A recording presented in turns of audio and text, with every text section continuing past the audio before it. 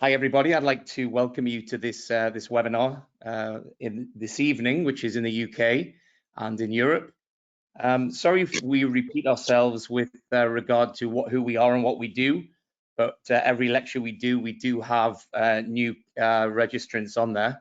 So my name's Simon Ramshaw, and I'm Managing Director for Aconia Lasers Limited. And we're a UK subsidiary organization of Aconia Corporation, which is based in Melbourne Beach, Florida.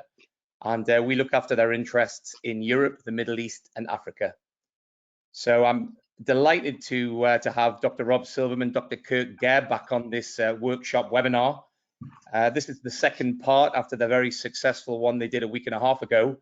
And this one is combining true non-thermal laser with standard chiropractic therapies. Part 2, which is focusing on extremities, upper and lower, and some of the areas we'll be covering will be shoulder, elbow, wrist, hand, hip, knee, ankle, and foot. So if anybody can think of anything else that they would like to see demonstrated, by all means, put your questions in the box just on the bottom right-hand side, and we will see these questions and we'll put them to Dr. Rob and Dr. Kirk as we go along. So if I can just introduce the guys to you, a lot of you will already have heard of them from previous webinars. But Dr. Silverman's done quite a few for us already. Very impressive resume, includes chiropractor, clinical nutritionist. He's a national and international speaker and was due to do some seminars for us in Dubai and Netherlands until COVID-19 actually hit. And he's author of Amazon #1 bestseller, Inside Out Health, and he's founder of and CEO of Westchester Integrative Health Center. He was also the principal investigator on our level 1 FDA study, which was with the red violet laser for neck and shoulder pain. And yeah, we're all really looking forward to his book coming out in August time, Super Highway to Health, which yeah, it'll be a great read and we're all looking forward to that. So that's Dr. Rob, Dr. Gair, Dr. Kirk. He's a chiropractor, national and international speaker, who's also earmarked for doing some work for us over in Europe and the Middle East, hopefully next year. He's the founder and CEO of Laser Chiropractic in San Diego, California. So slightly better climate than what we're probably used to. He's been using low-level lasers since 2004, and he's worked with Super Bowl champions, World Series champions, Olympic gold medalists, world record holders, national and state champions, as well as weekend warriors. He teaches doctors all around the world in webinars and seminars on the groundbreaking methods that he uses, and he's been featured in Dr. Isabel Wentz's documentary, The Thyroid Secret, and her New York Times best-selling book, Hashimoto's Protocol for Non-Thermal Low-Level Laser Methods. So guys, fantastic resumes, both of you, and we're always really grateful to have you guys on here and giving up your time.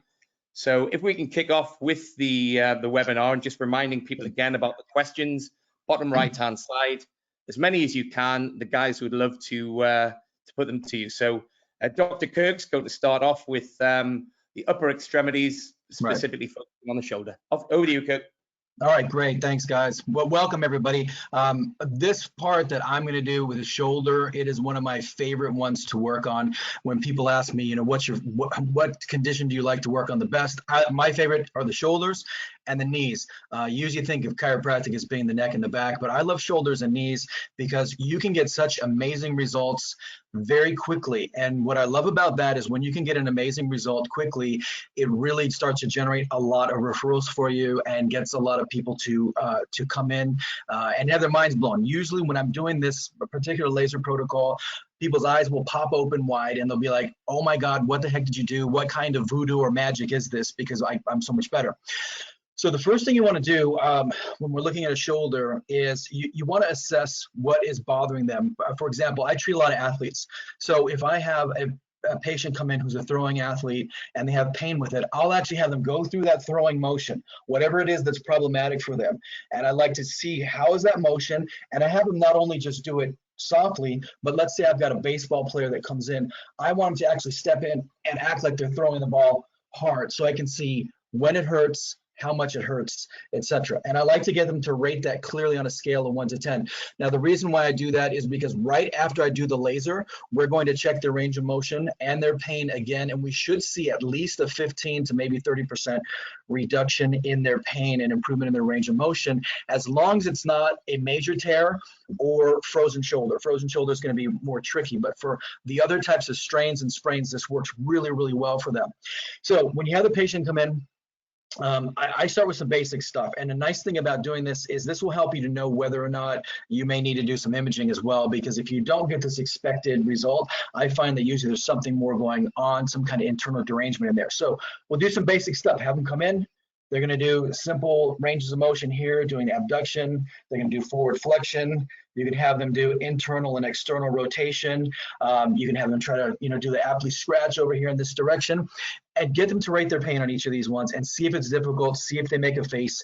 If they do, make sure you point that out to them that, hey, you know what, did you notice that you kind of winced at that one? Or what was your pain like? How does that feel? And then what I do after just doing that or doing other orthopedic tests, but that's my basic one, I'll go into specifically testing the major movers around the shoulder. So I'll have them come up like this, and we'll test the anterior deltoid, where they're holding in this position, and I'm going to press down here kind of towards the wrist. And I don't have to press really hard. I want to just kind of get a feel to see, do they have pain? Are they able to fully engage that muscle? Now, if they've got something that looks like a rotator cuff tear, where they said they lifted something, felt a pop, and they can't bring it up, obviously, I'm not going to stress that muscle. I'm going to have them just try to lift it up as best as they can. And if they can only bring it up a few degrees, and only a few degrees here, we'll measure that, and then we'll use that as our post-treatment proof of how well the laser worked. So going back to the muscle test, we'll start with the anterior deltoid, have them push up. We'll go here to the lateral deltoid, and again, all contact over here towards the wrist, and I'll have them gently just try to push up.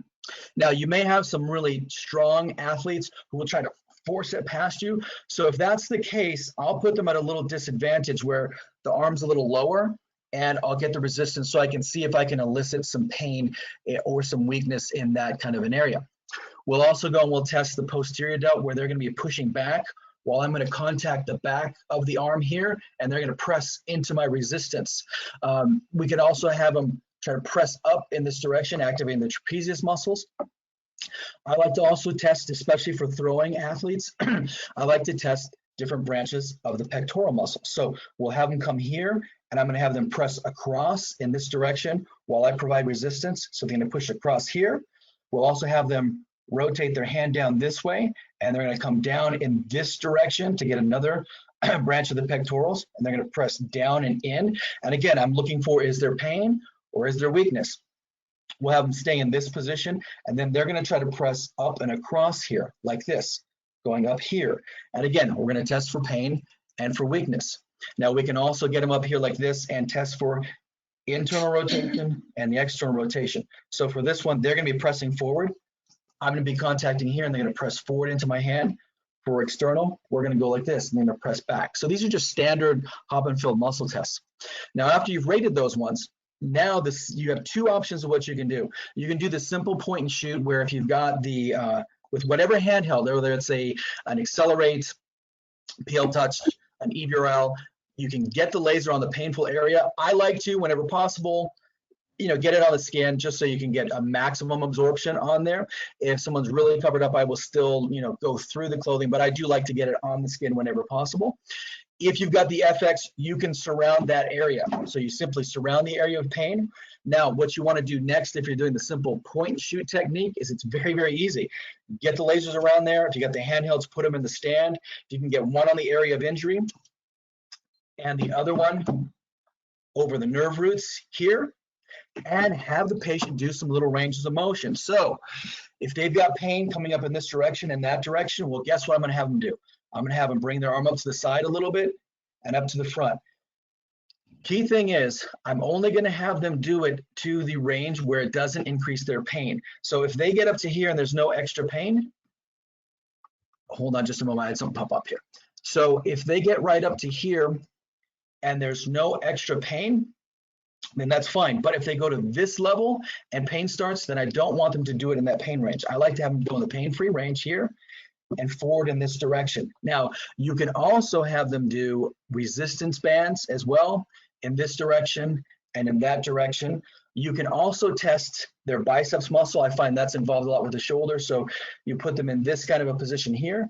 They're going to be trying to bring it up here, and you're going to provide resistance as they come up. You can also test the triceps going down in this direction. So again, I neglected to say those ones at the start, but you'll have them do whatever is weak. So if it's forward flexion is weak, have them do that one while they're under the laser. If it's lateral flexion is weak, you have them do that while they're under the laser. Alternatively, you can provide the resistance there. So if you've got someone, like let's say I've got an athlete who their pain isn't major, but it's affecting their performance, then I'll have them bring their arm up and they're going to give resistance to me while that laser is applied over the nerve roots. They can also apply it over the muscle that's involved. So they'll give resistance up here if forward flexion was the painful or the weak one. If it's over here, again, those lasers are going to be on and they're going to be pressing up until we can feel that that pain has gone down. And this is what you usually see, is that after a short period of time, they're going to start pushing. They're going to be like, oh my God, this is not hurting like it was before. Or when they're doing their range of motion, all of a sudden you'll see them going from only being able to move here to where now it's freeing up and coming up in this direction. Again, the exceptions to that are going to be if there's a large tear or if it's frozen shoulder. That's going to take longer, but you will still see some differences there. Now, after doing that simple protocol, while we're doing it, we can also get in there, and if I find trigger points in the muscles, I can also simultaneously work on those trigger points while they're doing ranges of motion, while the laser is applied. If you have different kind of tools you use, you know, any kind of myofascial release tools, you can use those at the same time while the laser is applied. That helps to save you time and improves your effectiveness. Now, once you're done with that, I'll usually do an average treatment time while I'm doing a shoulder. It's going to be somewhere between 5 to 7 minutes is what I usually will do. Right after I'm done, then I'm going to have them go back. And if they're a throwing athlete, I'm going to have them go back and try to throw the ball, go through that throwing motion and rate what it was. If they're a worker who has to do lifting, I'm going to have them go and do some lifting movements so they can rate what their pain has gone down to. I'll have them do their ranges of motion. So now we can see objectively how much their range of motion improved, because here's what happens when you're pressing against the person while the laser is applied.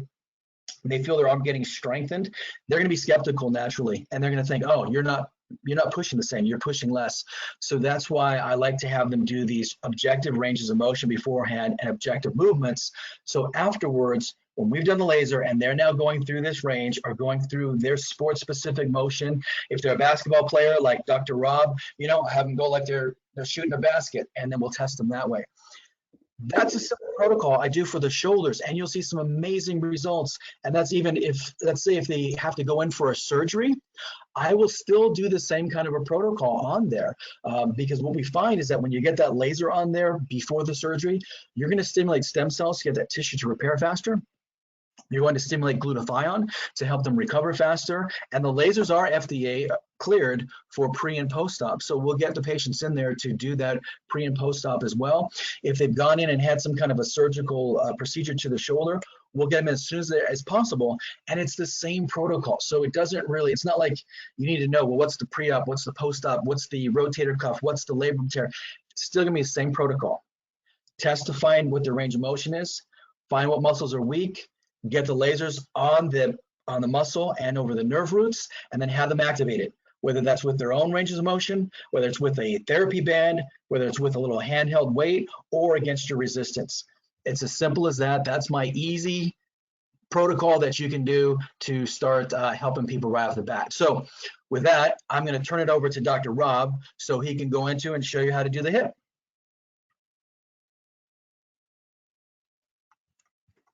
Good. Okay, thanks a lot. I think we're gonna hop right on. Terrific. I'm in my rehab room, so there's a lot of reverb, so I have to use a mic. Thanks a lot, Dr. Kirk. I really appreciate that. You gotta take care of that. It's a pleasure to be back. Love sharing some heartfelt takeaways, some hands-on. The hip is an interesting joint in that the hip is both a stable and a mobile joint. For me, the most important joint in the lower back, because so many chiropractors immediately run to the lower back and forget to look at the hip. The first thing I do is I always assess the hip, because if you have a tight hip, you're gonna have to move your lower back too much, and that rotation and flexion leads you down a path of disc degeneration. In addition to that, so many doctors, other types of practitioners, the medical field doesn't look at the hip. And so many times I've seen back injuries with people who actually needed what we would call, or what would be deemed, a hip replacement surgery or some sort of advanced hip therapy. So the hip is a critical element. So I'm a big proponent of always assessing, treating, and reassessing. Remember, it's a joint by joint complex, and the only one that really breaks the idea of joint by joint, stable, mobile, is the hip, because it's both stability and mobility. So one thing that you always want to speak about is when you look at the hip, you want to look at the lower back, and you always want to assess the knee. For today, for right now, we're going to go right into the hip. So what I did was I wrote a few things, and I'm going to peel them off as we go. I'm going to assess it. We're going to talk about arthritis, tendinitis, bursitis, and a labral injury. So we're going to go over those 4 ideas, because those are 4 of the biggest things that I see in the hip. And of course, we'll talk about sciatica in the hip region, those 5 particular things. And I do have a question. I want everybody to write an answer to this. How many major bursars are there in the hip? And if you know, tell me where they are. So there's a little chat box. Simon and Kirk are going to look at it. I want to see the 2. Dr. Sullivan, you're not allowed to answer it because I know you would have done it in lickety split. What are the 2 major bursars in the hip? And if you know, I just gave you the answer, where they are. Everybody's looking at me in here. Anyway, so tell me where they are. In any case, so Steph, you don't mind coming in? So we're going to have, I'm in my office. So I have one of my staff members. She's able, just line her back, if you don't mind. I'll boost this up for you. Are you comfortable? And we'll try and do everything on this particular, you know what? I'm going to come around to this side so you can see it. I'll do everything on this side. So again, one thing that chiropractors do, and they do a great job of, is palpate. So nobody does a better job of palpating. So I'll go in the area. I'll check the iliac crest. I'm looking for the ilioinguinal ligament. I'll even palpate, sorry about that. She doesn't like that when I palpate her psoas. Her psoas is a little tight. So one of the first things I'll do is I'll give a quick muscle psoas test, press up. Great. So she's in pretty good shape. Could you hand me the laser if you don't mind? I don't want to have to come back out. So I'm going to take a handheld, but yeah. So I'm going to take the handheld accelerate. You can use the accelerate. You can use the PL touch. You can use the EVRL, a corneal violet red laser. So what I typically do is turn it on, and remember the psoas muscle, we talked about it last time, T12 to L5, not touching the L5 disc, sacrum, ilium, going to the lesser trochanter. So my attempt to engage the psoas, usually the psoas is what they call tight. The real question is it hyper or hypotonic? You'll see the psoas as one of the leading causes to tendinitis. So we'll just rub in there, press up. And a lot of times when I'll have it do a press up, relax, press up, kind of what Dr. Kirk was saying before, as far as trying to have a contraction. Now, the key idea to the laser is that we're turning muscles on and off. We call it upregulation. It's photochemical. Photons are being shot out. The body's absorbing the photons. They're able to go through the thin little cloth. The leading edge concept and the new concept, which is very exciting for my patients when I tell them, it's electromagnetic transfer. You're actually getting energy into the body, cascading healing, ATP oxygenation, and neurotransmission. So in another instance, we can take the big FX over here. Now, what I love about the FX is its ability to have a built-in stand. I'm just going to try and do it on this side. We normally don't use the FX on this side. We usually use it out there. But again, I want everybody to see.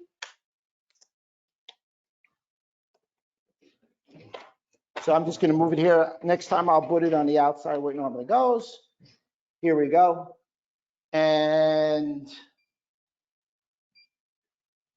now, interestingly enough, I can do whatever I need.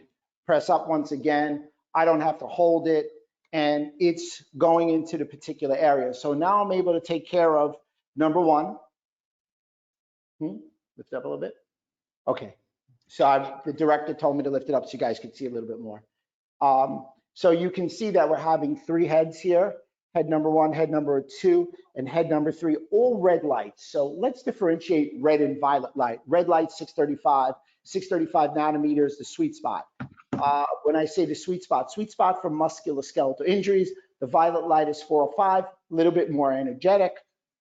The 405 antimicrobial, antiviral, antifungal, again, more energetic. 635, more musculoskeletally oriented. So she has arthritis in the hip. I don't have to do all that much with the FX 635. I'm gonna move it back a little bit. And one of the things I like to do if she has arthritis is I'll take a handheld. So I'm switching back and forth, come right in here, and I'll move her hip around. You okay? You having fun?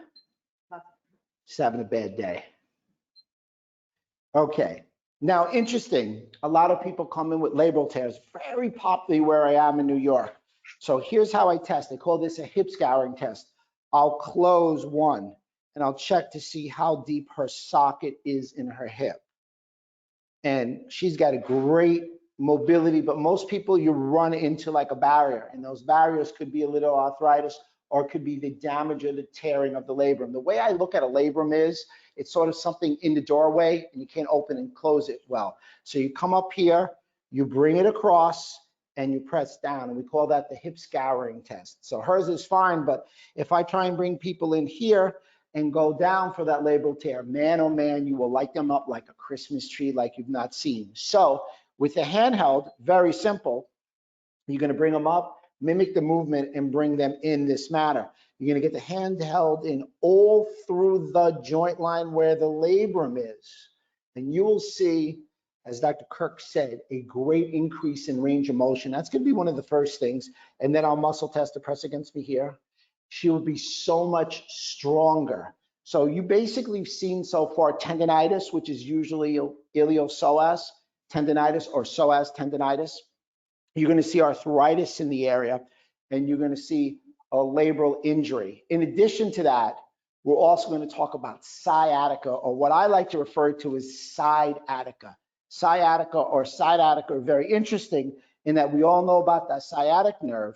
However, within that sciatic nerve, there's a lot of positions in the body, especially the lower extremity, where it can get caught. So if you wouldn't mind, I'm gonna lift your leg up. We'll do what we call a straight leg raise. So she's pretty flexible, but typically you'll see in a straight leg raise, you may see some pain here, you may see some pain here. So what I like to do with the straight leg raise, I take it one notch above. I go to what we call a neurotension test. So excuse me, I won't mess your hair up, and I'll do this. So she has pain here. I know the pain is generated at her lower back. If I lift her up here, and there is no pain, and bring it across, I know then she has some pain, sciatic pain, in her piriformis area. And if that's the case, you don't want to switch over. Boca abajo. For this, I would normally be on this side. Obviously, she switched, but since I'm here, let me just demo it over here. So I'm going to come right in here in her piriformis area. I'm going to bend her knee and leg this way, and I'm going to bring her leg out. And now I'm working the piriformis area to get that sciatic nerve. So if there's any issues in the hip, the sciatic nerve is also a critical element. Now, again, you could have the FX. I could bring the FX in, point the FX right over here, and go right in here. And as you can see, easily, just do everything I need to the leg. So I'm going to lift this up a little higher so everybody can see it, because I was just told that you can't see it on the screen. So I don't have to do anything. Or I could leave the patient alone, and I could tell the patient every 10 seconds for 3 seconds, come out. Okay, can you switch back?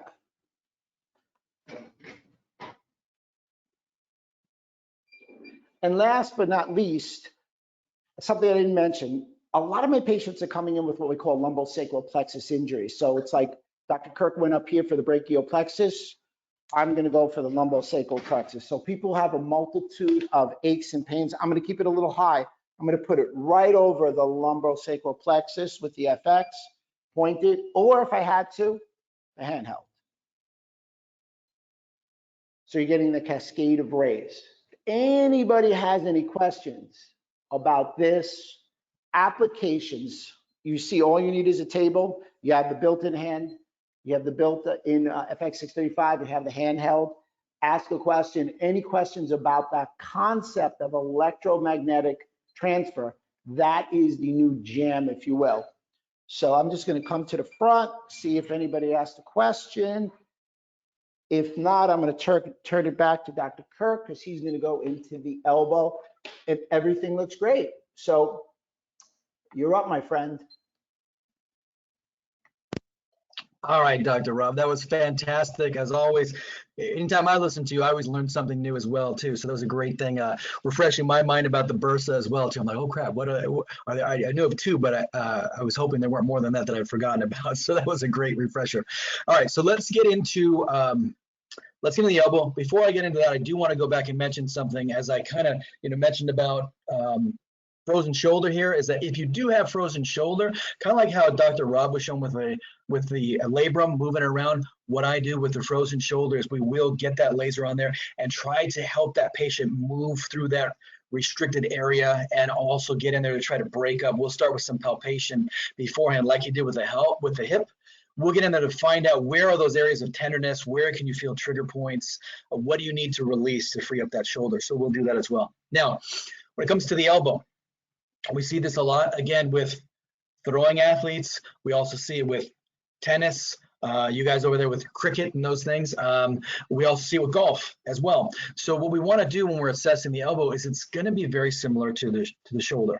I like to get them to find out, well, what is the movement that bothers you? Is it while you're working and you're typing? Is it while you're doing your particular sport? If it's during a sport or during something they do at work, again, I like to have them do that movement. So if it's during their golf swing, I'll have them go through some golf swings. And initially people will kind of not really go through it. They'll just kind of swing. Oh no, there's not much of a problem there.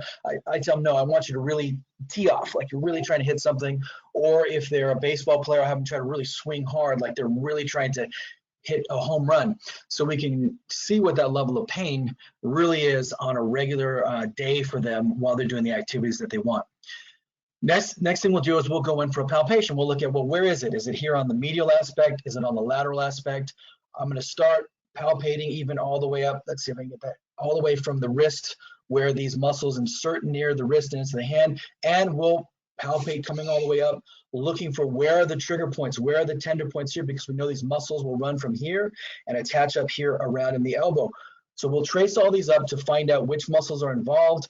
What I see a lot with the throwing athletes is you're going to find a lot of very dense tissue, and you can compare their dominant hand to the non-dominant hand, and you'll usually see that when you palpate here, it's going to be more soft and relaxed, and when you get into this side, it's going to be very hard, oftentimes leathery or rubbery, and the patient many times was not even aware of it until you press on both sides, and they'll be like, oh my God, I didn't realize how tight that was, how thick that was. And so we'll get them to notice how tight that is. We'll work up all the way in through here. We'll look at the ulnar groove here. We'll also check the triceps, the biceps. Now, what we do for the elbow is it's going to be the same kind of muscle tests like I do for the shoulder. So we're going to go through, I'm still going to test all these primary movers here, because we don't want to make the mistake of only looking at the elbow. We want to look at how everything is interrelated and how it interacts and works together in the whole upper extremity. You'll particularly see that when we get down to the hand and the wrist next. But so here I'm going to start again, testing these forward flexors, the abductors. I'm going to again test their internal rotation, their external rotation, and you can put them in two different positions for this. I like to do it here initially because I deal with a lot of throwing athletes, but you can also bring it down close to the side and bring it in and out as well too, to see if there's more pain in one position versus another. I again will also test the pectorals, those three branches coming across, coming down and in, and coming up and in as well. Because a lot of times we'll see that if these muscles aren't firing properly, then we're going to start to put more stress on another area. So this is why we want to look and activate all the different areas. So you can also get them and test their rotation here. So we'll have them try to bring their wrist in this way and then also bring it out. Now what I'll do is, while I'm doing that, is I'm going to provide resistance. So I'm going to grasp their hand and have them try to push in, and I want them to tell me if it hurts, where does it hurt, how badly does it hurt, and then we'll have them go in this position and they're going to try to push it out. And the same thing, we're going to try to rate that pain. And then we can also go down and test their wrist flexors. So we're going to put them in this type of a position, okay? And I'm going to try to pull them back in this direction. So I'm going to put them here and try to hold it, and I'm going to try to forcefully bring this back. I'm also going to turn them over this way and have them tilt the arm, tilt the hand back. So if you want to look at it here, give me just a second. There we go. We're going to do it like this, and I'm going to press this forward. I'm going to see if this generates any pain along here. The other way, it's going to be like this, and I'm going to press this in this direction to see if we can generate any pain there. And again, we'll also do here pushing in and here pushing out. This way we can see where the pain is. Now, when we're doing the treatment, what am I going to do? Again, if it's the FX, I can have just the FX surround the area of involvement, and I can have them simply move that arm in a range of motion, or I can have them rotating. If this is really the problematic one, I'll have them rotated. If I'm using any of the handhelds, as Dr. Silverman did a fantastic study showing that the EVRL is faster when you combine those two wavelengths of the 635 and the 405. You do get a faster drop in pain and an improvement in range of motion in a single session, which he can go into a little more when I turn it back over to him. We can get the EVRL on there. I particularly love doing the EVRL when I have chronic cases because of that combination. So if I've got an athlete who's had this problem for a while and they keep getting what we call shut down here in the United States, where because of their pain, they're prevented from playing for 6 weeks or 8 weeks. And it's been this cycle to where they're prevented from playing, they go back and it comes back. They're prevented from playing for 6 weeks and they go back and it comes right back. Then I definitely like to use that EVR on there. If you don't have it though, the others will also work. It just will take you, it's not quite as fast as the violet and red combination on there. So what I like to do is to get it into stand so it's around there. And again, I'll have them do the ranges of motion, painful. I like to get right in there in that ulnar groove as well. So when we've got, somebody, if they've got any kind of positive signs, when you tap on that for the nerve shooting down into the hand, we'll also get along there. And just like Dr. Rob was showing you in the hip, we'll run the laser over there. What's really cool is I like to get that laser head to where it's even touching the skin, because what we're doing with that too is we're actually activating some of the sensory pathways in the skin while we have that laser over there. So we're getting a double whammy. Not only do you get the energetic effect of it, but you're also stimulating a nerve pathway. Just like when you're moving the arm, you're stimulating a nerve pathway. Some of the patients will even do a little kind of tapping along that area, and we find that that's the one that really helps to bring their pain down, improve their range of motion. So each person is different, so we'll very least get the laser on there. We'll activate the muscle. In a lot of the cases, we'll stimulate the skin by directly running that laser right over the area of involvement, or we'll stimulate the vibratory fibers by kind of tapping it along that area. So those are the few different methods that we'll use. I also like to get in there and do some active release in these areas. So whether that's just with getting in there with my hands while they're doing ranges of motion and releasing some of that tight fibrotic tissue, we'll get in there and we'll do that. Or you can use different tools. If you have like a Graston tool or whatever you like to use for myofascial release, we'll stack that at the same time to where we'll have the laser on that arm all the way up to the elbow like this, and we'll get in there and strip that muscle. Now, there's one caveat to this though. I don't like to do any of that muscle work on the first visit. Why? The reason is I like to have the patient know what the laser did, because if I test their elbow or their shoulder and I go in and I do the laser and I do the tools and the adjustment and then test them, they're not going to know what made the difference for them. Some might think, oh, it's just because he worked on the muscle, that's why it's better. So always before you do that retest, make sure the only thing you're doing is the laser. Now you can do the laser and the movements, or the laser and the tapping, or sliding the laser along here, that's fine. But on their very first visit, make sure you're not doing any of that muscle work until you've retested them, until they've gone through and done that golf swing or that tennis swing or that baseball bat or throwing motion. Now, afterwards, you can go back and get in there and do that, or on your subsequent visits, I will oftentimes stack the laser with my soft tissue techniques at the same time. But on that first visit, I find that it's really critical to make sure we control what's going on in the patient's mind so that they know the power of the laser and that is what made the big change in their range of motion and in their pain. I found that this also works great if I've had someone who's had like a Tommy John surgery. We'll find a lot of these young athletes out here in the United States, a lot of them are doing what's called year-round sports, and they start doing sports specialization from around the age of 5, 6, or 7. So they're doing one sport all year round, and so we see these types of injuries really young, and they oftentimes have to go in for surgeries at 13 or 14. So we'll many times have an athlete in here who's had a surgery and they've gone through traditional therapy and they're still not able to go back and play their sport. And we get these lasers on them, and if it's post-surgical Tommy John or whatever kind of release they had, or let's say within the next section we're getting a carpal tunnel, we'll get in there with the lasers, and many times we see amazing results to where tears start coming down because they were just about to give up hope. So that's a simple thing, whether it's the medial aspect or the lateral aspect. Again, you're going to palpate, see what areas are painful in there. Even if there's partial ligament tears, we know that that laser is going to stimulate these to recover. Dr. Rob was talking about the labrum in the hip. I tore my labrum in my shoulder last year when I was adjusting a really big patient who's a power lifter, real muscular guy, and I used bad form. Tore my labrum. I got in there right off the bat, got my laser on there, started doing ranges of motion, never had to have any surgery, and it's completely fine now. I can lift weights, I can throw a football, I can shoot a basketball, everything else like that. So with that, let me see if there's any questions. If not, I'm going to turn this back over to Dr. Rob to take it away for the knee.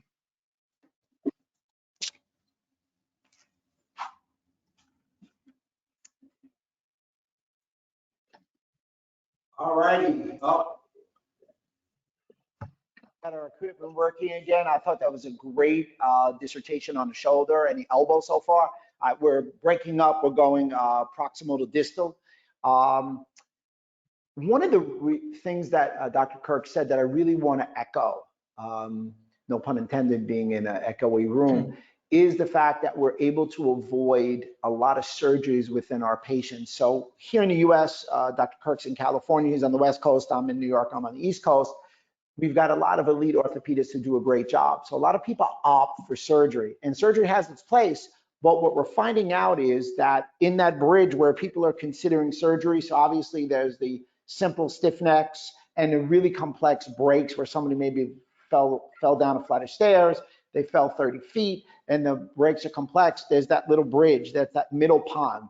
And that's where I found the laser to be so effective, that middle pond where people would have had to go to the next step, and we're able to stop them. We're able to put the brakes on the cascade of their injury, the brakes of the cascade on the inflammatory process. So biochemically, we really have to look at the laser and what it does in a biochemical match. So for me, I'm a left and right hand. You know, Dr. Kirk said I played basketball. You always had to use both hands when you dribbled, 2 hands to shoot. The left hand is mechanical and biomechanical, and the right hand is biochemical. Together, too, they made you have both hands, and you know, when you combine the two, you get a better treatment. Laser helps you with the mechanical injuries. They also help you with the biochemical. A lot of good studies have shown that it decreases interleukin-6, which is that bad guy in that whole proverbial cytokine storm.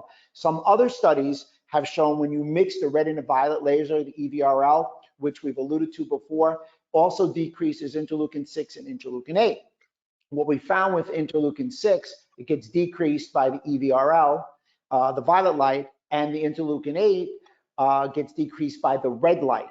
So that combination is really shown to decrease your incidence precipitously of lower back injuries. So great little takeaway. I want to look at the knee. What's most interesting about the knee is truly, unfortunately, being the sports genre now, we know there is no real good knee test. There's no 98% sensitivity and specificity. We've got McMurray's, we've got all these others. Actually, the one that stood the test of time is a squat test. So I always try and see my patients stand and squat. It's a basic move. If they can't squat, obviously they have some joint problems, and it's a great functional movement assessment tool to sit and squat. Having said all that, I'm going to have Steffi come in, and she's going to lie face up, and we're going to get to the knee. So I'm going to utilize in this knee session, I'm going to utilize the EVRL, and the EVRL has both the Aconia violet and red laser. And as you can see on me, hopefully, you've got both the red and the violet laser, the combination that we talked about. And I've got my question. I'm not going to give it away this time. How many bursars are there in the knee? I just need a number this time. How many bursars in the knee? Put it up there. Do not Google it. go for it. And Dr. Sullivan, you were allowed in on this one. So we get to the knee, and again, I'm a big proponent of palpating the knee. So one of the things I like to do is I kind of keep it easy because I'm just not that smart. So I look at the knee like a face. So I look at the patella, and the patella to me is the nose. I look in the joint, I look in the areas of the cavity here. I got a set of eyes. I go a little further and I look at that joint line. That joint line's easy, and I start to think of it as a cheekbone. I look at the ligament. She doesn't like that. I start looking at the lateral and collateral ligaments over here, and I look at them as the ears. So that's how I remember what everything is. And then, of course, you do the same thing going in. It's just medial inside. You're obviously going to have a lot more injuries on the medial side. Here's your McMurray's test. She got a little click there. We got to take a look at that. Why don't you tell me your knee was a problem? What kind of health insurance do you have? I mean, do we have the COVID-19 health insurance? So we'll just take a good look at there. So one of my big takeaways is it's all about movement. So let me give you the 5 things I like about the laser, and then let's apply it to a couple of treatments in the knee area. Number 1, wavelengths, 635, 405. Been studied, shown to do the specific dynamic things that we talked about. Number 2, power, milliwatts. You don't need to slam it in there. You just need enough power for absorption. 7.5 milliwatts in the handheld red, 5 milliwatts in the handheld violet, and 17.5 in the FX 635. Number 3, coherent, non-scattered. As long as it's coherent, non-scattered, it's a differentiation that we're handling a laser versus an LED. Then pulsing. You'll notice that it's pulsing. One of the lights here, let me go here. One of the lights pulsing, you'll see pulse right here. The other one looks continuous. It's not. What it means is the frequency in which it's hitting your body is over 30 and the eyes can't pick it up. So all the lights for the musculoskeletal lasers pulse. And last but not least, movement. So you'll see, you saw Dr. Kirk moving it, you see moving it, because what we're doing is we're turning it on and off, turning it on and off, turning it on and off. And we found that to be more effective because we're able to get through any resistant barriers that the body naturally puts up. You have this, which is circular, the FX 635, and that's circular 635 is shutting muscles on and off and getting more of a, what I call surface area. So having covered all that, I'm gonna go back to my EVRL and we're calling a violet red laser. And if somebody has a medial collateral injury, we're gonna come in this manner and just move the leg. Now we can also provide some resistance. Press here, if you don't mind. Terrific. Press here. Fabulous. So we're gonna do the medial collateral ligament. For the meniscus, we're gonna open the leg as much as we can, because I call the meniscus, when that meniscus is damaged, it's kind of like what I referred to before in the labrum. It's in the door handle. It's locking the joint. So sometimes I have to make a contact with my thumb, try not to stick in, keep your hand nice and surfaced. And as I use the laser to open up, you'll have that opening of the meniscus. One of the bigger things with, and especially with a female, is an ACL injury. I have seen, as long as it's a grade 1 or 2, virtually nobody go to surgery. And here's what we do with that. I'll bring in the FX 635 for ACL injury, put it right in here. So that's that big thick ligament that happens to tear more prominently with women because of their Q angle. I'll turn that on. And at the same token, I'm gonna go around the other side so you can see me. Can you see, is this neat enough? Can they see this appropriately? I will go to my violet handy dandy light over here. Let's go to the acne setting. I do like using the violet light for vagus nerve. And I will do vagus nerve upregulation simultaneously as we're trying to help with the ACL injury. So there's your ACL also. And I had one other thing I wanted to touch here upon. So much so also ITB band. Now, interesting, I'm not a big proponent, and I'm probably gonna get a lot of feedback on this and a lot of hate, is that I don't think there's such a thing as IT band. So the IT band goes all the way from here and comes all the way down and goes below the knee joint line. It's a lateral stabilizer. It's supposed to be tight. So when it gets tighter, whatever you do, don't foam roll it. It sucks. It hurts. I'm a big proponent in finding out and assessing, is it the quads or these fascial adhesions? Is it the posterior leg that's the problem? So through palpation and some muscle tests, we'll find that out. We'll take our EVRL, we'll say it's the quadricep. And in the quadricep, we're gonna stretch, shorten, and extend the leg to get rid of the ITB. So I'm not looking exactly at the IT, I'm looking above and below it for fascial adhesions that are pulling.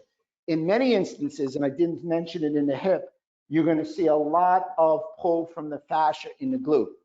Fascia, the saran wrap of the body.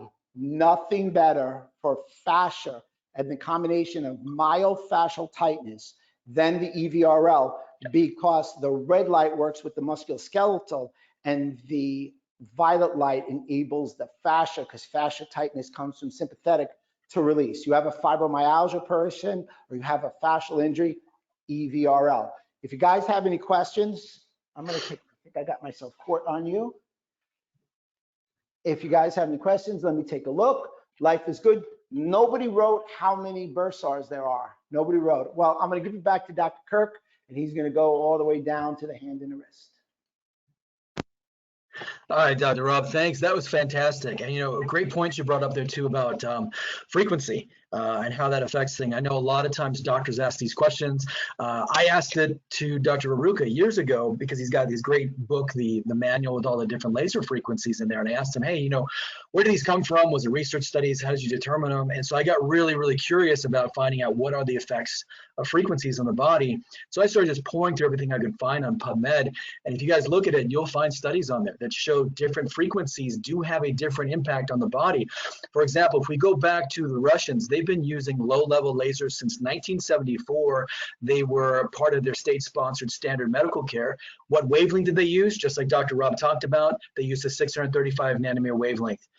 They like to, for chronic pain settings, they liked using 10,000 hertz. They found that worked great for chronic pain. When we look at some of the studies that are on PubMed, you'll see that there's some studies that show that, say, for bone nodule formation after a fracture, that 2 hertz really works fantastic. For acute pain, 4 hertz works great. For chronic pain, 6 hertz can work great. You can use different frequencies to stimulate different brain waves. We don't have time to get into all of that. There's also specific frequencies that can help with breaking down protein aggregations that occur with Alzheimer's, like 40 hertz is great for doing that. So a lot of fantastic things with frequencies. I think an interesting way to think about it is there was a study recently published in the Scientific American about cats. And it talked about how their purring has specific sound frequencies that can stimulate their tissue and their bones to actually regenerate from an injury. So people think of cats only purring when they're happy, but they'll actually purr when they're sick or when they're injured. They'll go off in a corner and they purr somewhere between 25 hertz and 150 hertz. And they found that that can stimulate these fractures to heal, injured tissues, organs to repair, whatnot. And so an interesting thing is they talked about how NASA is actually looking into how you can use different frequencies of light and sound for astronauts in space to be able to help them keep their muscle mass, their bone mass, etc. So really exciting stuff, and that's one thing I love about the zirconia lasers, being able to put these multiple frequencies in there.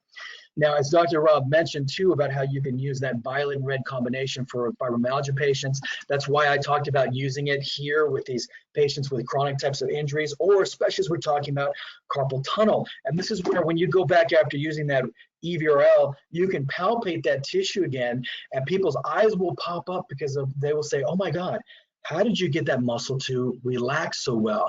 And as we're doing that, as he calls upregulation, I like to talk about it as it's like it's recalibrating your nervous system to where it's getting everything to fire properly. It's balancing out the sympathetic and the parasympathetic.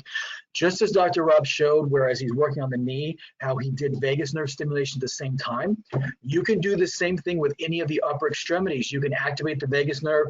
A lot of times I'll have a patient have the FX, and I'll be doing that transcranially while I'm working on their arm at the same time. So we're getting that stimulation to the brain while we're also stimulating the extremity or stimulating the vagus nerve as well too. So great presentation as always on that, Dr. Rob. So let's get into the hand. Well, the most common things we're going to see is carpal tunnel syndrome.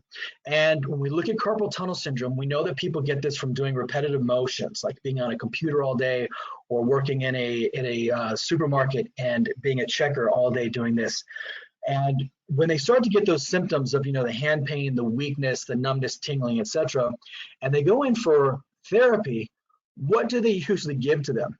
Well, this is the thing that really blows my mind. This is how it is in the United States. I don't know if it's the same in the UK and Europe, but when someone goes in and they've got this repetitive stress injury in the hand for, like, say, carpal tunnel, the first thing they do is they give them bands and balls to do those same repetitive motions again. And usually it actually aggravates them. It doesn't make them any better because they're not addressing the underlying imbalance. They'll do that, or they'll have them do a paraffin hot bath where they just put their hands in that hot wax and then wrap them for 10 or 15 minutes afterwards. So real temporary solutions. They're not looking at nutritional components either. They're not looking at, well, hey, does this person have, like, say, any B vitamin deficiencies? Do they need omega-3s? You got to look at nutrition as well with conditions like that, or any of these conditions. Again, we don't have time to get into all of that. I would definitely look at Dr. Rob's books to break all that stuff down for you as well. But what I do with the hand is this: whether it's carpal tunnel or whether it's someone coming in where they fell and they sprained their wrist, let's say they were skateboarding or they were rollerblading or something, or they're just playing a sport, dove for a ball, hyperextended their wrist.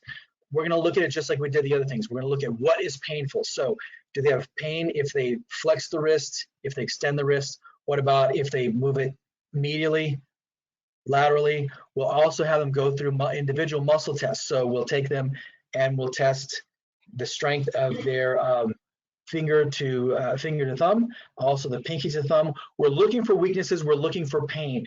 We'll also have them grasp our hand in this direction, and I'll try to pull those fingers out and see if there's pain or if there's weakness, and we're gonna measure that. If you have a dynamometer, you can also have them test that to see what is the pounds of pressure that they can resist you with. So I will also, when it's the hand and the wrist, I'm also going to do like we did before. I'm also going to test the biceps, the triceps, pronation, supination. I'm also going to test the shoulder because I want to see where is this dysfunction in this whole upper extremity. I'll also get in here and look at here in the shoulder and up into the brachial plexus. Do they have tight muscles that are impinging on the brachial plexus as it comes down? Is it getting compressed here in the anterior neck? Is it here under the clavicle and the pectorals?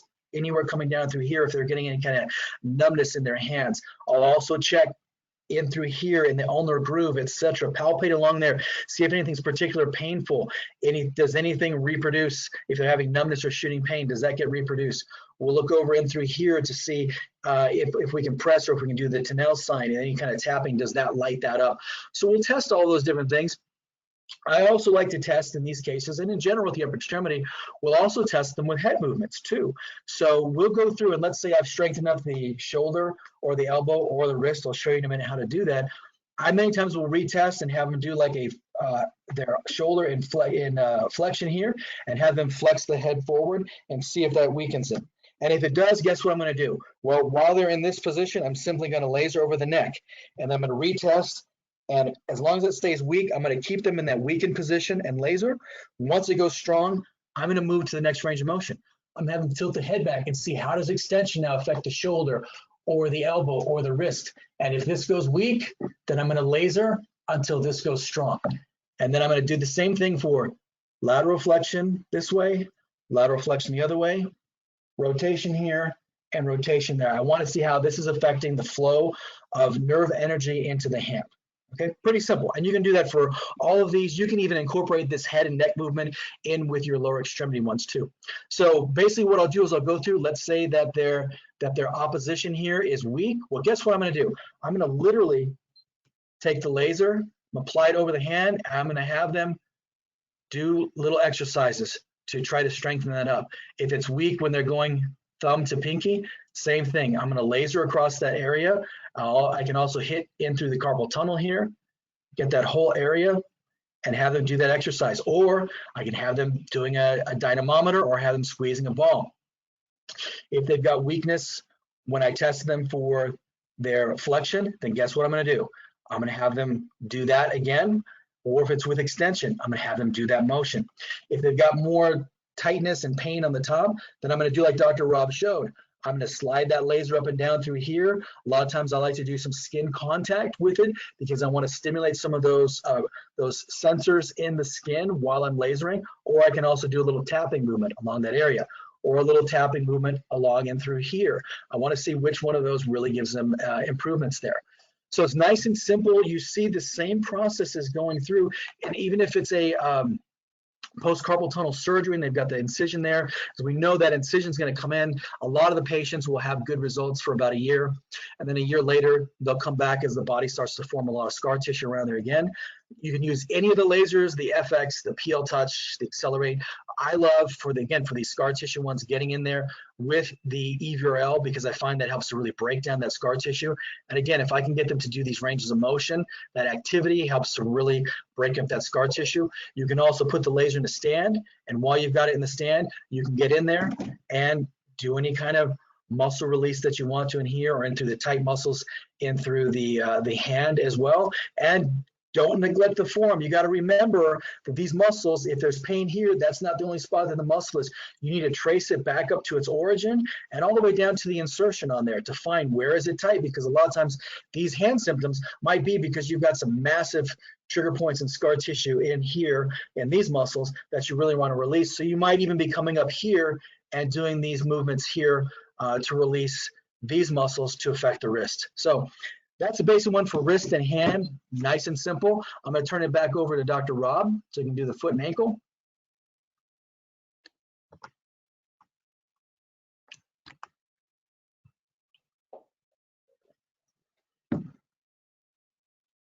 On with our mic. I think that was an excellent explanation of, you know, the wrist and the hand. We look so much. Remember, you don't, as a practitioner, you don't just want to look at one spot. He who treats the side of pain is lost. So we don't want to do that. And by looking above and below the joint, that starts to make you think about what could be happening, not at the joint area, but what can be contributing. And ultimately, we want to look at it as holistic, the body as a whole from the inside out, systems, not symptoms, etc. And the laser, once again, enables you to work at a very strong level, at the level of complaint, but also work systematically throughout the whole body. Big takeaway. A couple of things. I had someone just DM me. They wanted to see the PL Touch. So I want to make sure that we give everybody love. We're just using all the different lasers. Here's the PL Touch. This was the first laser that Arconia had. It is the workhorse. It is without question outstanding. It has two heads. So what this differs from the other handhelds, and we call these all handhelds, and you can see how easy it is to hold, is the two heads. And the reason it was constructed with two heads, it was, here is the spine and here's the extremity. So it was spinal cord and nerve root. So it was afferent and efferent. Having said all that, you can also, like I do, put them together and get a more powerful laser. In addition, what's beautiful, if we're going to do any brain, and we didn't cover any brain, and it's all extremities, the point is you always want to do proprioception. Proprioception may be even more important for the extremities, because when you upregulate the brain, obviously it's communicating with the spine, so you're going to get the direct, not an indirect stimulation. When you upregulate the brain, you're going to get more indirect to its branches. And without question, proprioception is a critical element. So one of the best ways to work the brain in a handheld is to have the PL Touch, because you have the different heads that can work different parts of the brain or two parts of the brain at the same time. In addition, when you're working extremities, both upper and lower, we should do the core. The last webinar, Simon, please make sure that you attach it so they can look at it. Take a look that we talked about the core. We upregulated the brain and upregulated the core. Core is supposed to hold tight so you can move the periphery. The periphery of our hip, knee, ankle, foot, and of course our wrist, elbow, and shoulder. And again, you've seen both the Accelerate by Dr. Kirk and I and the EVRL. They're all wonderful. It's whatever works for your practice. So my suggestion, before I go over the ankle or the foot, ask one of us a question. We're always there for you. Ask Simon and the team which fits better. That's going to be your decision. You can't go wrong if you're adding low-level laser to your armamentarium. So the typical question, how many true, I use the word true, how many true bursars are there in the ankle and the foot? How many true? So if you don't mind, Steph, I'm going to use you, and we're going to go to ankle injuries. Let's talk about ankle. I have a little list there. We're going to talk about an inversion sprain, which is the most common sports injury. Not only is it the most common sports injury, it is the most common recurrent sports injury. 80% of people who have an ankle sprain have a recurrence. And two of the reasons, reason number two is most people don't allow or attempt to heal the structure appropriately. And the first reason is the lack of implementation of proprioception. So you don't mind putting your foot up? So we're able to look at it. So do you want to get a little closer? You want to bring it in right over here? So we've got the three. I don't know if you can see it. So we're going to come in. We've got the three ankle ligaments. The one of note is the anterior talofibular ligament.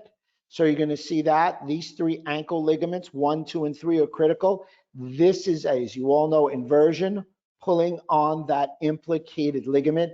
This is so common because what happens is people put their foot down, proprioception goes, don't have strong enough peronei muscles, and guess what? Yes, that's right, peronei muscles, because you need to evert equally to invert, and you have her go like that. So there's your number one ankle sprain. When you get your high ankle sprain, you're going to have that injury up in this area. This injury up in this area is typically a 4 to 6 week injury. Down here, it's more chronic, but you can heal much quicker because the tissues here are not like bone, they're a little bit more ligamentous.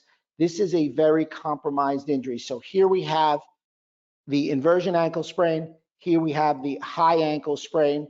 On the inside, you're going to get what we call the tarsal tunnel right in here. So you get tarsal tunnel syndrome. Tarsal tunnel syndrome leads to plantar fasciitis 50% of the time. And underneath where her heel is, you're going to get that Baxter's neuropathy, that inferior calcaneal nerve, which is about 20% of the time. And the plantar fascia, which it truly isn't, is lateral and medial plantar fascia. But right here is the plantar aponeurosis, or that flexor down there that's typically implicated right there. I'm not pulling on your foot too hard, am I? So you're going to see that the laser have stellar outcomes on these areas. Okay, you can put it back. Thanks so much. So I'm going to make it very easy for you. We're going to use the handheld for those different issues. Anybody come up? All right, the one I got it right there is the retrocalcaneal bursar. There's two other bursars that can pop up, but the only true bursar is the retrocalcaneal bursar right here. And in addition, since I'm pointing to it, we're going to talk about, when we talk about plantar fasciitis, we're going to talk about Achilles tendonitis. So in any case, here is your ankle inversion. Just let me get the EVRL. I'm going to use that in a moment. And we're going to do a little inversion, and we're going to do more eversion with an inverted area. So evert, evert, evert. Now with the ankle sprain, I'm going to bring it up, and there's going to be movement. And the same movement, the same bands that we may use, we're going to use, and we're just going to have the FX, which I'll show you. And in the FX just is going to come over here and hold the particular area. For plantar fasciitis, we're going to go right in here at that inferior calcaneal ligament, press towards me, and I'm also going to release and open up in this manner. I'm going to evert and open up the medial calcaneal ligament. I'm sorry, medial, the tarsal tunnel. Sorry about that. I had a moment. Now with the Achilles tendon, all tendons are in a sheath. The Achilles tendon is very unique because it's in a paratendon. So in the Achilles tendon, you can get what we call paratendinitis. In addition to the paratendinitis, that's where that bursar is. You can also have hangman's deformity, which is almost like a little outgrowth. I happen to have that of the foot. So you're going to have all these particular things. And one of the more common things that hurts like the dickens is plantar fasciitis. Now, the FX635 has an FDA clearance, 6 visits done by podiatrists to help resolve plantar fasciitis. If you see the studies, and Simon, link the studies. That would be a great thing. Link the study and make sure you give them the graph. The graph in 3 times a week for 2 weeks decreased precipitously the pain, and then later not being treated also. So let me show you how the plantar fascia was, sorry about that. Can they see this clearly? Okay. And press play. Now I can go home. I can't go home, but I can go in the other room, and she can move, press up, press down, press side to side. Some of the interesting takeaways is look at how it's positioned. This is how the study was done. So they're getting, again, the tarsal tunnel. They're getting the outside, and they're getting this part here. They did not laser the bottom part of the heel. You would think plantar fasciitis. Well, the podiatrists, when questioned about it, we're trying to stimulate the dorsal pedal artery right here. Podiatrists evidently think of arterial flow much more than maybe chiropractors do, if you will. And they were doing this particular positioning, and they got stellar outcomes. So if you wanted just for an ankle sprain, it's beautiful. For me, the FX635 is great because I can now leave, especially with this small little joint, and Stephanie can get lasered. So understand what's happening. Again, you're getting that photochemical stimulation. Photons, energy are being released, stimulating the healing process. Whatever you do, especially with the ankle or the foot, make sure that you are doing proprioceptive training. Otherwise, the recurrence rate is really high. Remember, patients are looking for outcome. And the beauty of the laser is it gives outcome because it works great on its own, but it also works synergistically with all chiropractic or other musculoskeletal treatments. And a couple of things you can do: your soft tissue release while you're here getting lasered, especially on the Achilles tendon. Remember that Achilles tendon is made up of 3 muscles in theory, and I'm going to throw it out. I know Dr. Rob Sullivan's probably watching. I think that a ankle and foot, he is a world-renowned podiatrist, would be outstanding for you guys, and he can get into the intricacies of the 2 joints and maybe some more conditions, because we as chiropractors, some of us look at the foot, more of us need to look at the foot. If you think about the inability just to have toe extension would cascade through the body, that would be a huge takeaway. And if you just check that in the foot, you would get incremental increases in outcome. So if you guys have any questions on this, I just wanted to show you a beautiful overview. Ankle sprain is my big thing. Let me check if you guys have any questions. Yep, Dr. Sullivan is listening, and I think Simon liked that idea. So I'm going to turn, and yep, we got both of them on. And if you have any questions, we're going to be here. I'm going to take the mic out. And there was a Spanish question there regarding the vagus nerve, Rob, but do you want to answer that now or a little later? I can. I just took my mic off, so I'm going to be a little. Don't go anywhere. So put it on. And I'm going to show you the vagus nerve now. I had done it sitting down, but you know, if you don't mind having a seat right here. So here's the vagus nerve we're going to use. I'm just going to fix myself so I don't look like a slob. My wife. The question was, what conditions would you treat with the vagus nerve, Dr. Rob? Say it again. What conditions would you treat with the vagus nerve? For me, the vagus nerve is the critical element between the gut and the brain axis. So everything that goes on here, the vagus nerve is great because it goes from the medulla oblongata down through the transverse colon. So it's a great upper body accentuator of communication.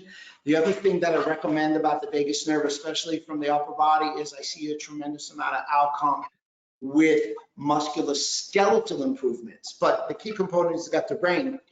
If that's in sync, you're going to see a distinctive difference. So we're all talking about this COVID-19, and believe it or not, a comorbidity should be a problem with the gut to brain axis. So I'll show you how to do it real fast. Again, for me, there's a couple of I would say dichotomies, but for me, I'm going to use the violet light. I'm not telling anybody not to do it a different way. It's just the way I like to do it. It's the way that's worked with me in heart rate variability. I'm going to press the acne setting. And thank you. I'm going to go from the medulla oblongata down through the transverse colon. It's probably going to do about 3 passes bilateral. and 30 seconds each side is typically sufficient to upregulate the vagus nerve. In addition to that, if you wanted to have advanced vagus nerve and you need the EVRL, you'll then switch to red and violet. And red and violet, I'll get the auricular portion of the vagus nerve by using the red and violet. Both sides, 30 seconds or less. Brilliant, thanks for that. Do you have anything to add to that, Dr. Kirk? I think that's perfect. I know one thing that I like to do also with vagus nerve stimulation is just to have them activated as well. So a lot of times I'll have them do like a little gargling. So have them get a little water, tilt the head back. And I like to have them gargle while they're doing this. I particularly find that patients who definitely need this type of stimulation that Dr. Rob just showed, they'll usually tell you in their history, if you're talking about supplements, they'll say, hey, doc, do you have something that's not in a pill form? I can't swallow pills. I need my supplements to be either liquid or powder. Otherwise, I feel like it gets stuck. And if you hear a patient say that, if it's a patient who's got chronic constipation and they're having to take all kinds of fiber supplements to try to, go to the bathroom, you definitely need to do that vagus protocol that Dr. Rob just showed. What does it affect? It affects everything. If you got somebody who's got a family history of neurodegeneration, Alzheimer's, etc., I would have them be doing this on a regular basis in my office, and then have them do vagal nerve exercises at home as well. That's great, thanks, Kirk. One question here, which I've actually answered privately, what Aconia's stance is on it, but it's, can you use the laser on pregnant women for carpal tunnel? And she's asking because she sees a lot of women with this condition. A lot of pregnant women with this condition. I don't see any problem with that going distally on there. Definitely Erconia is going to say you don't want to use it over the abdomen, over the fetus, but using it distally, I've never seen anything that would be a contraindication for that. When you're thinking about, as Dr. Rob's been talking, the whole thing about the photochemical effects, when we get a laser on here and you're increasing ATP, glutathione, nitric oxide, you're dampening these inflammatory cytokines like interleukin-6. You're really having a positive impact globally on the whole body. So theoretically, I'm looking at that. I think that's going to have a positive effect on a mother to actually help her. What do you say on that, Dr. Rob? I'm gonna echo what you said. I agree with you. Again, Aconia's going to say you can't on a pregnant woman, and we all know we don't do anything to a pregnant woman. But if it's distally, the fetus is proverbially moved away. I like the idea. But again, that point that you make, what people don't realize is it's great for the position, the area, but it's great globally. And you mentioned glutathione because we're talking about the upregulation of the NRF2 pathway. Bottom line is you may not be lasering the gut, but if you increase glutathione, you're going to decrease, as our friend Dr. Karazian says, right. If glutathione is deficient, you're going to have barrier breaks. And when it's not an advanced seminar, and we know that. But the point is, you're going to see the systemic improvement by using the laser. But to start, if you haven't implemented it, just use it in a musculoskeletal light. It is a huge advantage. And then you'll expand. It's just like when we came out of school. We started musculoskeletal, and then we started to mold and meld systems. This is going to be your tool to the new frontier. Right. Well said. Great, thanks for that. Doesn't appear to be any more questions. If anybody has any further questions, can you please type them to the panel now while we have the guys on. We will obviously answer any further questions by email, but while we've got the guys on, they're so busy, it's always good to try to get them on the spot.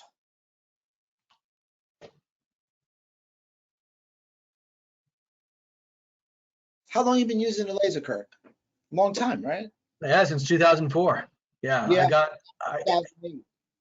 I got into it in 2004 when all hell broke loose here in California with our workers' comp system, when Arnold Schwarzenegger basically carved us out of it. So I'm like, I got to do something different. Went to a Dan Murphy seminar, and when I'm there, they had the Myologic device, which was a computerized range of motion muscle testing device. So I was part of the trials they were doing to show how the laser can work to change muscle strength and range of motion. And so they measured us objectively on the computer, and then would just laser over the cervical spine. and then retest this. You can see changes in muscle strength and in range of motion right there. And that's when my mind was blown. I got into it. I started with the PL5, like as you mentioned, the original one. And I used that one for 5 years until I got so busy that I needed more lasers. So I traded it in and I upgraded to the base station. And then the wonderful thing about the base station, having that EVRL in there, it opened up a whole nother world. And that's where like my sister had a bad MRSA infection that antibiotics weren't working on. And the EVRL really knocked it down from a 6-inch lesion and got rid of it when she was getting ready to go into the hospital for IV antibiotics. And, you know, then expanded to where we added in the FX, added in the Zerona. And if it weren't for lasers, I don't know if my office, if we would have made it through the big recession we had in 2008, you know, with the housing market crash out here in California, because we had record numbers of doctors that were going out of business. There's no way I would have gotten hooked up with doing the Dodgers and Angels fantasy camp or all these other pro athletes that I work with. I'm sure you've had the same thing with all these lasers, bringing so many referrals, the eyes that pop of people who've never been able to help. And I think a big thing too, that this goes back to you talking about how it really changes that tension, you know, upregulating the nervous system and you know, resetting things, is I've seen this a lot with patients who are historically difficult to adjust. Like I'll have someone who will come into my office who will say, oh man, nobody can adjust me. I can get a 1-hour massage, be under hot packs for 20 minutes, electric stimulator, and still I cannot get adjusted. I will literally go through these protocols we just showed and do the laser and then have them lie down and adjust them afterwards. And it's like a hot knife through butter, to where I have no problem moving these joints that haven't been moved in a long time. And the patient, again, their eyes bulge out of their heads and like, oh my God, how did you do that? And that's when I tell them, listen, the way I did it, I'm nothing special when it comes to adjusting. I'm no better than anybody else, but I've got this tool that makes me a lot better. That when I get this on the person and we reset these nerve pathways, these muscles can relax, the tension returns to normal, and we can get things to move that have been stuck for a long time. Yeah. You know, I want to piggyback on what you said as far as the adjustment and everything. I always have called the laser the great equalizer. Exactly. You know, it's Robert McCall. It will take care of everything very quickly, very efficiently, and you can like time it, just like Denzel in the movie, even though there was a TV show before. So, and you said it well. I mean, like, I don't know if I adjust better than the guy upstairs, but I know that when I apply the laser, I'm as good as anybody else because I'm applying the laser. And again, you spoke about it, and it's the truth. I mean, it helps build our practice, and there's nothing wrong with that, especially now, because we're all in that 2.0, man. And I got a piece of my torticollis. I need something to treat me because I couldn't keep getting cervical adjustments with all the fibrosis. So I did it for me, and then I did it for my family. And I said, I got to put this in my office. So the same thing, you know, I'm trying to be as concise as I can because I know there may be a question or two. The same thing happened for me. It revolutionized the way I practiced. It revolutionized the way I thought. It, without question, transformed the way I studied. And it also gave me the confidence to continue with tough cases. And there is a financial benefit. You cannot be successful if you don't see patients and the patients don't pay, because training costs money, modalities cost money. And I'm in an office, you guys saw, it's rent. In good and bad times, that landlord wants to get paid. And patients in good and bad times want to get fixed. So Simon, did you have any questions for us? Yeah, there was a few I would like to actually add, which is based on the experiences we've had since we launched in the UK. One of them was, as I discussed with you guys last week, there's a chiropractor who you know called Max Atkinson on the call, who bought the EVRL laser after your seminar, Dr. Rob, in December. He now is buying the FX635. Now, when it comes to, you guys have got all the modalities, when it comes to charging patients, we tend to find over here that some who have both charge more for the FX635 when it's incorporated into the treatment. Do you both do that? Yeah, definitely. Yeah, I know he does and I do, and most people charge for it. You have two options, and I know Kirk has a webinar, so you watch his webinar, it's really good. I'm going to give you the two options. It's simple. You can charge for it, and you should, and you can just see more people and make more money and help more people. It's your decision, how you practice, your area, your insurance system is. Either way, you're going to see more people, fix more people, and get paid better.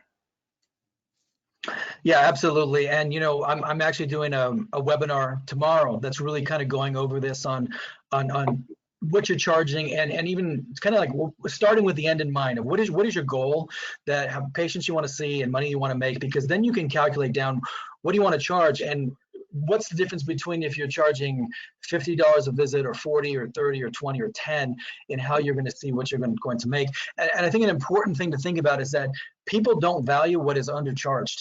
So if you are giving something away, they don't respect it, they don't value it. Whereas if you have, like with the FX, we do more of a premium price for that. Still something that's reasonable and fair that they can do, but something that shows that this is a higher value. I actually charge more for my laser sessions than I do for my adjustments. Not that, not that I'm saying that I'm devaluing the adjustment, but this is the unique thing about my office, is that we have this technology, the best lasers in the world. And so you have to put them at a price, because it's like getting a steak at Denny's or getting a steak at, a fancy steakhouse. There's a big difference in the two, and you're willing to pay for the quality of that. And if they were to give away a steak, even if it was a really good one, you're not going to value it. But when they've charged you, $35 for that steak, you're like, okay, this is a steak that's really got some value there, and you've got some equipment that has a high value to it. You're investing money in it, so definitely you want patients to also invest their money in it and give value to it. Yeah, that's well answered. We're fighting not a battle over here, but because we're in the embryonic stages of going into the differences between all in photobiomodulation, going into low-level laser therapy, the differences between class 2, class 3, and class 4 laser. And what our existing customers are saying, which I'm sure you'll agree with, that not only are they getting a more effective treatment by combining with the laser, but it's extended their scope of practice massively compared to what it was before. Yeah, without question. You're going to be able to utilize that to cover more terrain. Mm-hmm. You're not only going to be able to cover more terrain in the musculoskeletal line, you kind of go bridge into what we call the functional medicine. You're going to start to be able to do more organic. So again, these words may be overused, but the truth is revolutionize, transformative. These are all things that are great synonyms for what will occur in your office once you implement the laser. But start with the musculoskeletal. And I'm a big believer, it's funny, I'm a Sylvester Stallone guy. In America, you guys love James Bond, and he's great. I'm a Stallone guy. And they said, when I had to sell my dog for $40 so I could eat, I still looked and saw where I wanted to be. So you have to have a short-term vision and you have a long-term vision. And Simon, would you like to know my long-term vision? Come on then. Well, I was going to be the president of the United States, but I wanted to be popular. So I just wanted to be that guy on that show where everybody knows and listens to, and I can just tell them and imbue them with the enthusiasm to do low-level laser and to understand that what we do as chiropractic is leading and cutting edge, and we should be on everybody's little digital card to come to healthcare. Yeah, very well said. Very well said, especially when you talked about branching out into functional medicine. Simon, when you talked about in the beginning, me being in Isabella Wentz's Thyroid Secret documentary that was seen worldwide, or being in her book Hashimoto's Protocol, that's all because of the lasers. And it's not that I ever intentionally set out to do that. When I got lasers in 2004, I just wanted to help people with musculoskeletal injuries. But what I started seeing was people who had other conditions would come in and say, hey, you know what, doc, since I've been getting laser, my diabetes is better. Since I've been getting laser, my heart issues are better. I'm needing less medications. And we see this more and more. When you look in the research, and I'm not saying that you treat all these conditions or that it's a replacement for medical treatment. We're just seeing that as you're having the systemic effect on dampening inflammation, stimulating stem cells, ATP, glutathione, you're helping the whole body to heal and recover. So there really is no limit to what a laser can help. There's even recent research studies that were published in the journal Cancer, talking about the positive effects that using laser on chemotherapy patients have, because it mitigates the side effects, like some of the mouth ulcers that they'll get and some of the other problems that if you put laser, say, distally away from the cancer site, that it mitigates these side effects. So yeah, it definitely opens things up to where you can do a lot more things. I know Dr. Rob and I both love working with concussions. There's things you can do with these zirconia lasers with concussions that really no one else can do if they don't have a laser. You can basically, as Dr. Rob talked about, the great equalizer, you can put a laser in our hands, and now it equalizes us with someone who really knows a ton of functional neurology. Not knocking anything that they've done, but it's just that this now, because the laser does so much stuff, it just ups your game and equalizes you and makes you put the Iron Man suit on, basically, with technology. Yeah, thanks for that.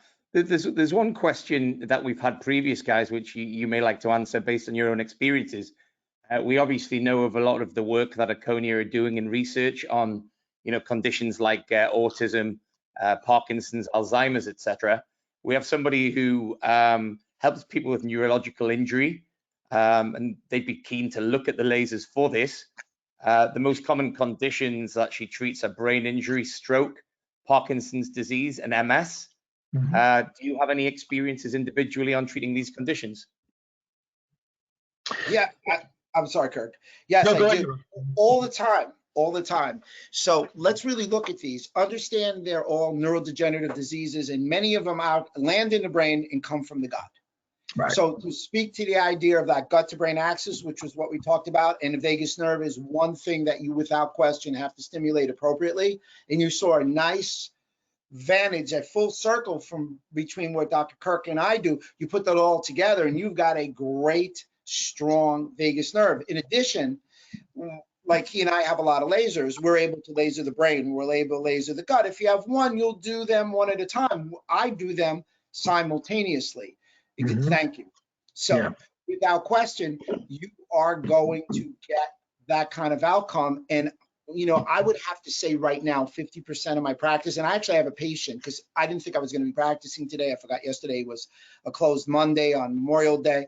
So more than 50% of my practice is gut to brain, and it's mostly now neurodegenerative disease because they have no place to go. I would have never gotten there. I would have never been able to help those people. And I can tell you this, there are family members that I've changed their life on. And I tell you what, it's a darn good day when I sit at a family dinner when I used to be the dumb one in the room, if you will. And now they sit there and said, Dr. Silverman, help me. And, it's not about ego. It's all about value. And the lasers add that value, I feel good about it. Yeah, I agree. Same thing. We're seeing more and more of these neuro conditions, and just like Dr. Rob said, they're not getting any help. They're getting just medications. That's it.